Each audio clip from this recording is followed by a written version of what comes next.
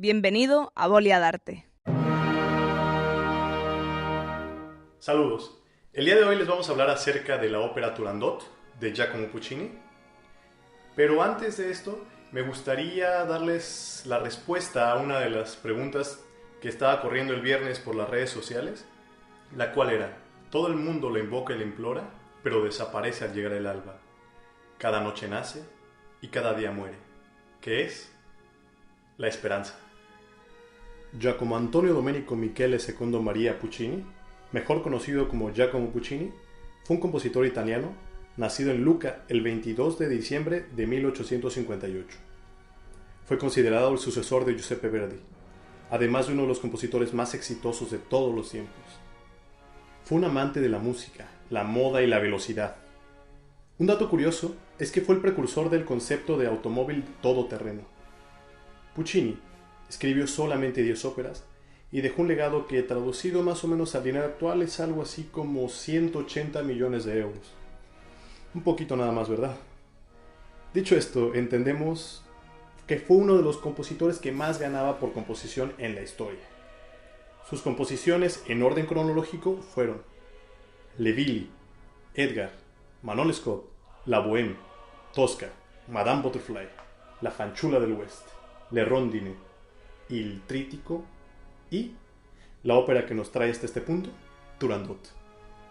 Estaba escribiendo una adaptación de Oliver Twist, de Charles Dickens, y de golpe lo dejó para probar algo nuevo, la historia de Turandot, una mujer que no podía amar.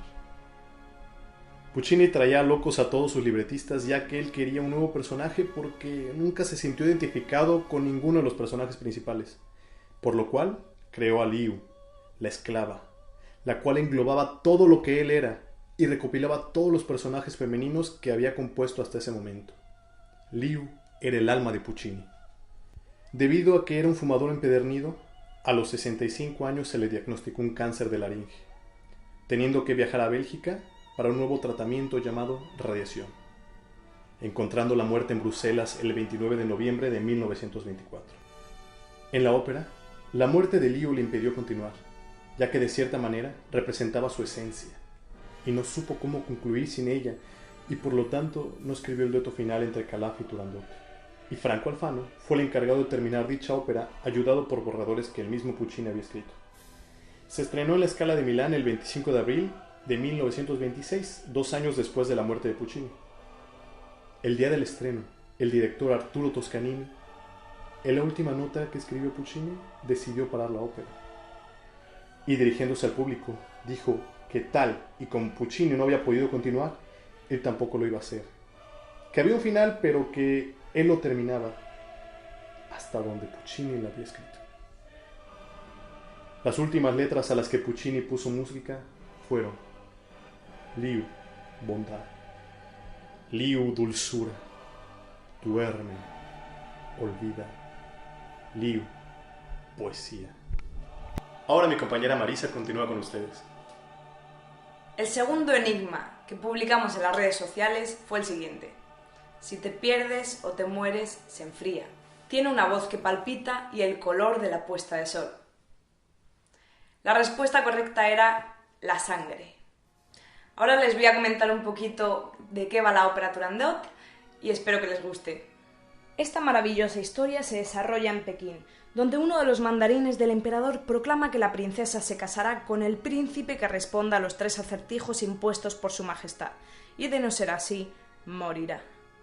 El príncipe Calaf, que hasta el final de la ópera es llamado el desconocido, al ver a Turandot queda enamorado de ella y decide probar suerte a pesar de los vanos intentos de persuasión de los 3 ministros Ping, Pang y Pong, de su padre el rey tártaro y también de su esclava Liu, quien curiosamente está tremendamente enamorada de él y teme por su vida. Habiendo explicado la princesa Turandot a su pueblo el porqué de su frialdad, que resulta que se debe a la violación de su abuela y sus ansias de vengarla, se comienzan las pruebas mortales. Y resulta que, para la sorpresa de la princesa, Calaf responde a todos ellos correctamente. Ella, evidentemente muy sorprendida, le pide clemencia a su padre con éxito nulo, porque no quería entregarse a ese extranjero. Pero recibe la propuesta de Calaf de un acertijo que consiste en acertar su nombre antes del alba. Si ella lo consigue, él morirá. Y naturalmente la princesa acepta. Aquí la historia se pone un poquito más interesante al recibir el padre de Calaf y su esclava amenazas de muerte si no desvelan su nombre. A esta última la torturan, pero incluso antes de suicidarse le advierte a Turandot que ella también caerá rendida ante su amor. El príncipe se enfrenta a Turandot recriminándole su falta de humanidad, pero finalmente logra besarla. Y ésta, al fin, acepta su derrota y cae ante él. Y bueno, el tercer enigma que publicamos en las redes sociales es el siguiente. Hielo que te inflama y con tu fuego aún más se hiela. Blanca y oscura, si te quiere libre, te hace más esclavo. Si por esclavo te acepta, te hará rey. Y la respuesta a este último enigma es Turandot. Fíjense que fuimos a entrevistar al director venezolano Gustavo Dudamel después de una de las representaciones de la ópera Turandot aquí en la Ópera Estatal de Viena. Vamos a verlo. Maestro Dudamel, hace aproximadamente 20 años decidió iniciarse en el mundo de la dirección musical.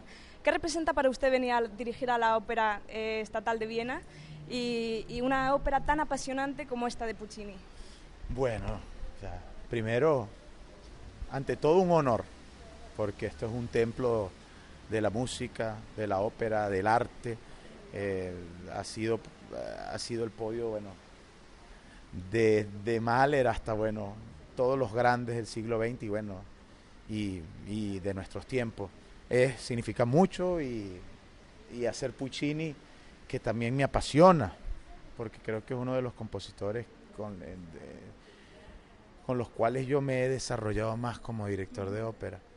Me siento pues muy contento, feliz. Y tenemos entendido que usted asocia el sentido del oído con el del olfato, de modo sinestésico. Entonces, ¿a qué fragancias le podría... Turandot? Sí, Turandot, Calaf y Liu. Wow, pero cada uno. Sí, bueno, ¿qué fragancias le pueden resultar un poco más Bueno, similares? Yo creo que, digamos, es raro, va a sonar muy raro, pero el Liu es, digamos, es como más primaveral, no sé, es un aroma más primaveral si lo vemos por las estaciones. Turandot quizás sería el verano, ¿no? Y Calaf,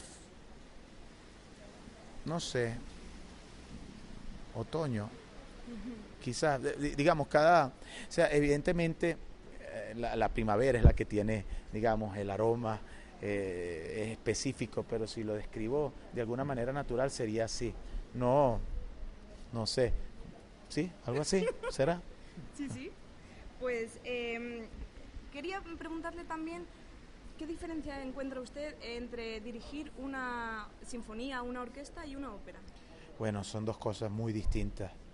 El mundo de la ópera tiene una complejidad, digamos, tiene mucho más elementos de los cuales tú tienes que estar pendiente, que tienes que dominar.